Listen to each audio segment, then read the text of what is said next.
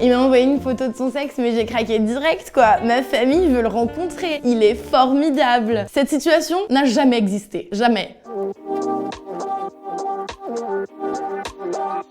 Ah, Internet. Ce fabuleux média qui te permet d'aller voir des vidéos de chats qui jouent du synthé et d'insulter les gens dans l'anonymat le plus total. Yes. En France, un jeune sur 5 a déjà été victime de cyberharcèlement. Cyber quoi, tu te demandes? Le cyberharcèlement, c'est une répétition d'actes hostiles via Internet, donc les réseaux sociaux, ou par message privé. Donc des moqueries, des insultes, des menaces, la diffusion de rumeurs ou de photos gênantes, et pas celle où t'as de la salade entre les dents. Ce qui rend le cyberharcèlement encore plus insupportable pour les victimes, c'est qu'il ne s'arrête jamais. Comme tout le monde dispose aujourd'hui d'une connexion Internet, le harcèlement va suivre la victime jusqu'à chez elle, le soir, la nuit, le matin, la journée, tout le temps. Et ça ne risque de surprendre personne, mais les filles sont souvent les plus concernées. On les insulte sur leur physique, sur ce qu'elles choisissent de porter, sur ce qu'elles choisissent de poster, et généralement, toutes ces insultes sont à caractère sexuel. Concrètement, qu'est-ce qui s'inscrit dans le cyberharcèlement? Par exemple, le fait de diffuser des photos d'une personne sans son consentement, qu'on a obtenu parfois grâce à du chantage et donc qui n'aurait pas dû tourner. Qu'on se le dise, envoyer des nudes, c'est chouette. Que tout le monde les reçoive et se foute de ta gueule, ça l'est beaucoup moins. Tu peux, si tu veux, envoyer des photos intimes de toi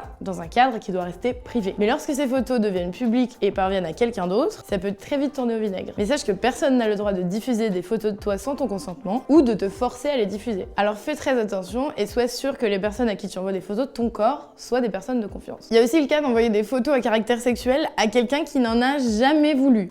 Il m'a envoyé une photo de son sexe, mais j'ai craqué direct, quoi. Ma famille veut le rencontrer. Il est formidable. Cette situation n'a jamais existé. Jamais. Personne n'est content de recevoir vos sexes sans avoir demandé notre avis avant. Personne. Cyberharceler, ça peut aussi être un truc super simple, comme par exemple incendier régulièrement quelqu'un de messages haineux. Flash info, on n'a jamais vu une embrouille se régler en ligne. Si le profil de quelqu'un te saoule, désabonne-toi. C'est fantastique, pour ça la technologie, il suffit d'un clic. Comme le harcèlement physique, le cyberharcèlement peut provoquer une perte de l'estime de soi. Ça rend la victime vulnérable et peut la conduire dans une profonde dépression et dans certains cas les plus extrêmes, au suicide. Sache que la loi le punit donc comme tout type de harcèlement. Pareil pour la propagation de fausses informations qui portent atteinte à l'honneur de quelqu'un. On peut être condamné pour avoir propagé des rumeurs sur quelqu'un. Parce que la vie c'est pas Gossip Girl en fait. Si tu es concerné par des images de toi qui circulent et qui ne devraient pas circuler, tu peux porter plainte contre ton harceleur. Quoi qu'il en soit, dans tous les cas, il faut en parler avec quelqu'un de confiance ou à un professionnel. Ah, et petit tips pour la suite de ta vie, lorsque tu es témoin de ce genre de violence,